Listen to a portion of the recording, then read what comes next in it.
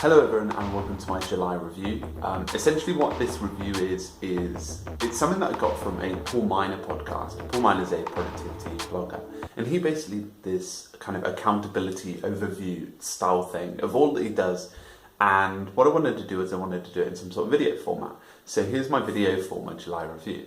This will just cover 4 key areas: journey, workflow. So journey is essentially where I am in my life.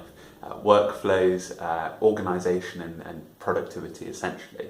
Then there's tech and fitness, because I think they're just 2 extra areas that really balance it out. So with my journey, obviously I've moved up to Birmingham. I'm like new to the whole scene, so that's like something brand new for me. But one thing that I have done completely differently this month is I've actually worked on a more target basis. So now what I have is it's almost like 10 pages of A4. And it's a booklet. I read it midday, I read it, and end of the day I read it, and it's almost like it feels like kind of mission statement, but then also like realigning what I need to do, which is really great. Next section is workflow, and workflow has been interesting. A lot of people see all my stuff and they see that I'm reviewing all these great tools and things like techniques as well, and all I'm essentially doing is I'm trying to create a catalogue for you guys to come in and then essentially get value from a review that I do, so that you can go away and go, okay, I'm using that tool, versus being blocked off into one specific tool.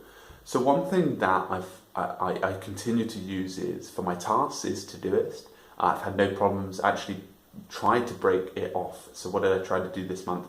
I tried to make it just for work and then use OmniFocus as a solely me personal brand sort of thing, and it didn't really work out. I felt that the Todoist felt like a timeline of all my stuff, and if I was able just to carry my timeline on as soon as I got home, instead of having to go over to OmniFocus and continue, it was a better experience overall than just having to continually jump over apps. So I found that Todoist has been that one where I'm using for full-time work.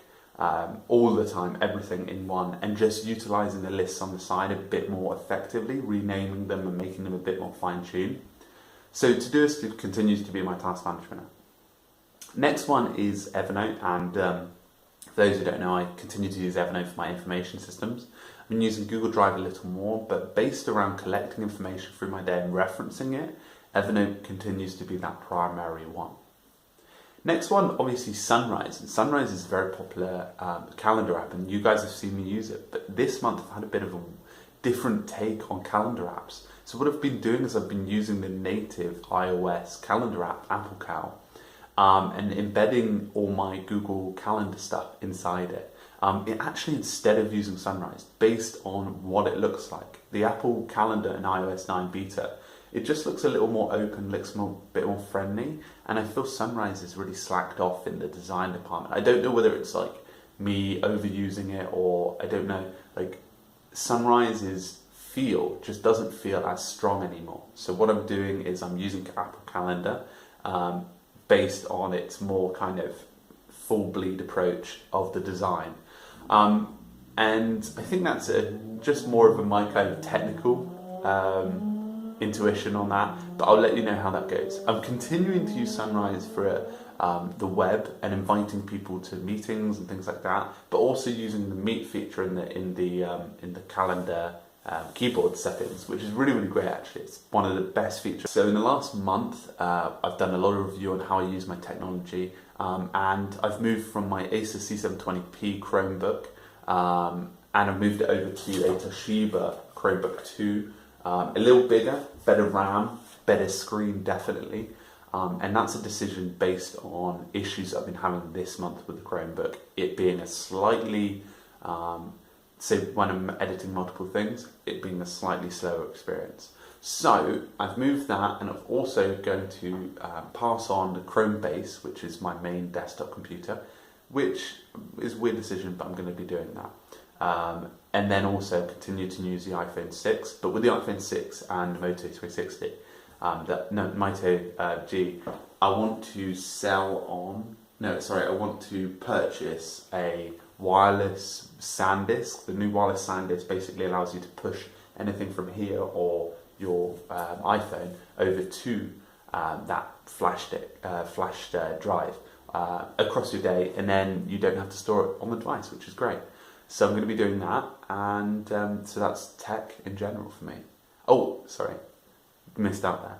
I'm actually still testing the Moto 360. It's a smartwatch. I don't really wear it because it's too tight on me, and also it's in gold, so I'm a little less keen to wear it all the time. So that's one of the things I'll be doing. Next up is fitness, and in the last month I've been reading a book called by Tim Ferriss called 4 Hour Body, and I finally got around to reading it. I think I'm more in a position where this month, above everything, I've really prioritised my fitness and health as one of the things. So I've developed my diet into a slow carb diet, and it's actually improved like dramatically. I feel a lot more energetic. My timings are a lot better in the day, and actually I've lost quite a lot of weight based on this diet. So I'm going to continue going down on this diet and reduce body fat. It should be really fun, but I definitely recommend reading it. It's more of a book where you can come in and pick stuff, which is great. Next thing is I'm doing a lot more running, a lot more basketball, a little bit of badminton, like once a week or once every 2 weeks, and it's really, really great fun. But with my running times, my fitness for 10K is really improved. I've dropped 7 minutes this month, and I think that's based on the slow carb diet mixture with the kind of workbook as well, because I always was setting myself goals, because obviously one of my main goals is to reduce body fat to 11% by the end of the year. So obviously whenever I'm doing my week goals, I can go back to that 1 year goal and be like, okay, that makes sense of me doing these sort of things. So it's very definitive on what I do, which is really great fun. So I'm also doing a giveaway this month. It's an opportunity for you to get involved in trying to win some of the best tools out there. There's tools from Wunderlist, Todoist, Get and Annotate, Baron Figure giving away some notebooks, easy retention.